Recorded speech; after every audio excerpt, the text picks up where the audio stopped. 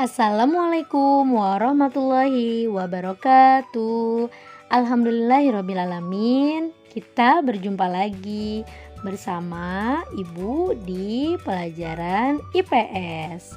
Oke, kali ini kita akan belajar tentang sejarah perkembangan kolonialisme dan imperialisme Barat serta pengaruhnya di Indonesia. Sebelum kita belajar, alangkah baiknya kita mulai pembelajaran dengan membaca basmalah. Bismillahirrahmanirrahim. Mudah-mudahan keberkahan selalu menyertai kita dimanapun kita menuntut ilmu. Oke, next kita akan lanjut untuk belajar. Are you ready? Oke, ready. Bangsa-bangsa penjelajah samudra. Yang pertama yaitu bangsa Portugis, yang kedua bangsa Spanyol, yang ketiga bangsa Inggris, dan yang terakhir yaitu Belanda. Beberapa bangsa-bangsa ini melakukan perjalanan untuk mencari rempah-rempah. Ingat itu ya, yang paling penting kuncinya. Selanjutnya, siapa saja sih penjelajah dari Portugis? Yang pertama yaitu Bartolomeu Dias. Dia adalah seorang dari Portugis yang berlayar dari Lisabon menyusuri pantai barat Afrika dengan tujuan mencapai India. Namun mereka atau rombongan Bartolomeu Dias ini sampainya di ujung selatan benua Afrika karena badai. Jadi terhempas ke sana karena badai. Untuk memotivasi para penjelajah, maka tempat yang mereka terdampar itu dinamakan dengan Tanjung Harapan atau Cape of Good Hope. Nah, selanjutnya ini adalah rute dari Bartolomeu Dias. Coba lihat dari Lisbon, Portugis, lalu mereka sampai ke ini dia, ke Cape of Hope. Nah, dia sampainya ke sini. Kemudian ada Vasco da Gama. Beliau juga memimpin penjelajahan ke India dari Lisabon menyusuri pantai barat Afrika. Melalui rute ini ia menjumpai pedagang muslim dan memperoleh informasi tentang negara yang memiliki kekayaan alam, yaitu bangsa Asia. Dia berlayar mengarungi Samudra Hindia hingga pada bulan Mei sampai ke Calicut, India. Dia juga mendirikan pos perdagangan dengan membeli rempah-rempah dari India dan mengirimnya ke Portugis. Ini adalah rute dari Vasco da Gama. Tuh, dia sampai ke Calicut. Jadi sudah lebih jauh perjalanan penjelajahan samudranya dibanding dengan Bartolomeu Dias. Selanjutnya yaitu Francisco de Aleda. Tokoh ini berhasil menjelajah hingga dapat menaklukkan Goa atau India. Di daerah India, wilayah ini juga dikembangkan menjadi pusat perdagangan yang ramai olehnya. Itu ya. Selanjutnya ini salah satu rute ya, ini rutenya Francisco de Aleda. Oke, next kita masuk ke Pedro Alvarez Cabral. Jadi, dia melakukan perjalanan samudra melalui jalur barat, yaitu melalui Samudra Atlantik menuju Brasilia di Amerika Selatan. Ia juga berhasil menanamkan kekuasaannya di sana. Bahkan sampai saat ini bahasa dan budaya Portugal masih digunakan sebagai bentuk peninggalan atas kolonialisme dari kedatangan si Pedro ini. Selanjutnya, nah ini dia rute perjalanan dari Pedro sampai ke mana tadi? Ya, dari sini ya. Betul. Nah, sekarang kita cek lagi untuk Alfonso de Albuquerque. Nah, dia orang yang berhasil menemukan sumber rempah-rempah di Asia yang sesungguhnya, yaitu dia yang sudah sampai ke Malaka. Hingga akhirnya dia berhasil menduduki kota Malaka pada tahun 1511.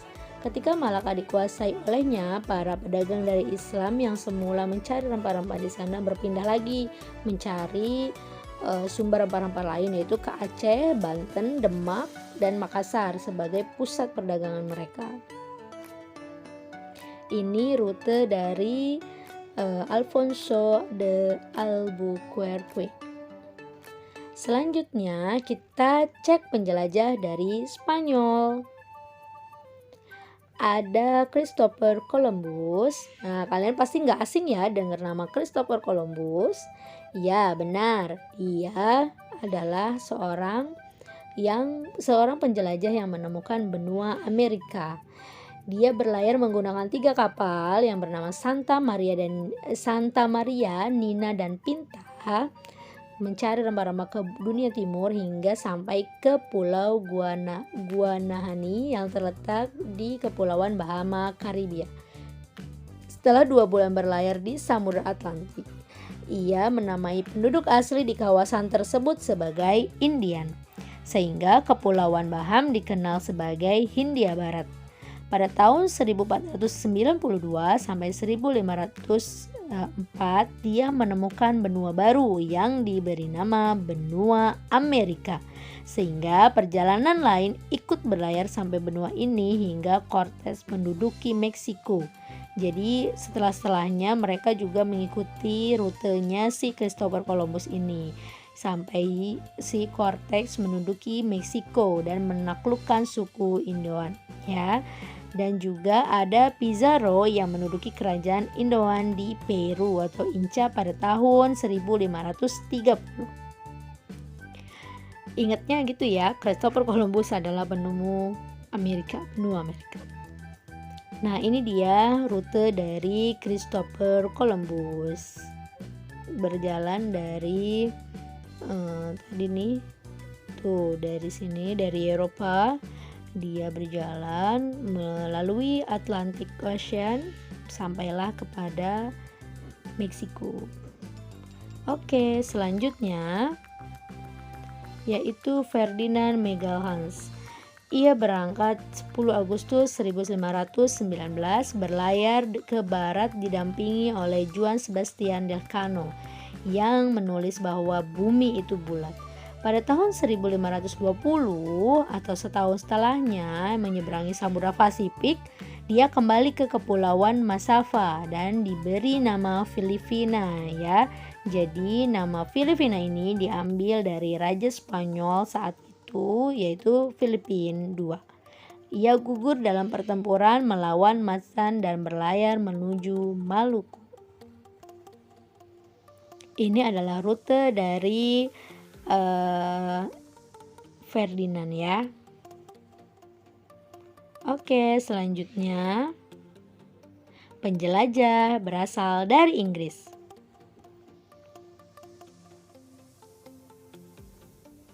Ada Sir Francis Drake. Dia berlayar ke arah barat pada tahun 1577. Dia memborong rempah-rempah dari Ternate dan kembali ke Inggris. Ini rute perjalanan dari Sir Francis Drake. Nah, kemudian agak rumit juga ya. Kemudian ini ada tokoh Sir James Leicester. Dia melakukan perjalanan hingga mencapai Aceh pada tahun 1591. Dia kembali lagi ke Inggris pada tahun 1602. Kemudian berlayar lagi nih ke Aceh dan melanjutkan hingga ke Banten. Lalu dia diberi izin untuk mendirikan kantor dagang di sana. Selanjutnya ini adalah jalur pelayaran Francis Drake. Kemudian yang selanjutnya adalah Sir Henry Middleton. Dia adalah pelayaran kedua dari Isai, berhasil mencapai Ternate, Tidore, Ambon, dan Banda. Di sana terjadi persaingan dengan VOC selama 1611 hingga 1617.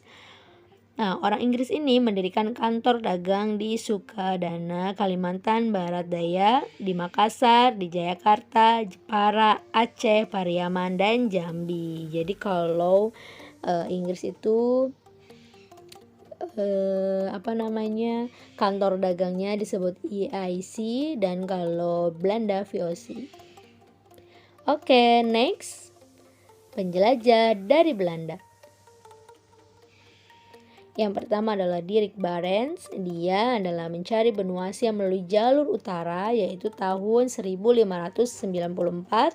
Sempat terhambat karena air laut yang membeku, dan sampai di kutub utara dia berhenti di pulau Novaya Zemlya dan meninggal dalam perjalanan pulang. Kemudian ada Cornelis de Houtman. Si Cornelis ini berlayar dengan jalur Portugis. Dia mengikuti jalurnya bangsa Portugis hingga sampai ke Indonesia. Dan tahun berikutnya dia sampai ke Banten. Selanjutnya ini dia nih peta pelayaran dari Cornelis de Houtman. Ada Adel Tasman, dia juga berlayar mencapai perairan tenggara Australia pada tahun 1642 dan menemukan pulau yang diberi Tasmania. Jadi ini adalah salah satu tokoh dari Belanda yang menemukan pulau Tasmania. Oke, ini rutenya dari Adel Tasman. Di sini ada Tasmania kecil ya, di bawah ini, di bawah Australia. Nah, itu tadi beberapa cuplikan-cuplikan dan rangkuman sedikit tentang pelayarannya. Bagaimana? Mudah-mudahan sampai di sini bisa memudahkan kalian ya belajar tentang sejarah. Dibikin asik, belajar dari rumah. Terima kasih sudah menonton video Ibu. Jangan lupa like, subscribe, dan komen ya. Oke, marilah kita tutup pembelajaran kali ini dengan membaca hamdalah. Alhamdulillahirabbil alamin. Mohon maaf atas kekurangannya. Terima kasih. Sampai jumpa di video Ibu selanjutnya. Wassalamualaikum warahmatullahi wabarakatuh.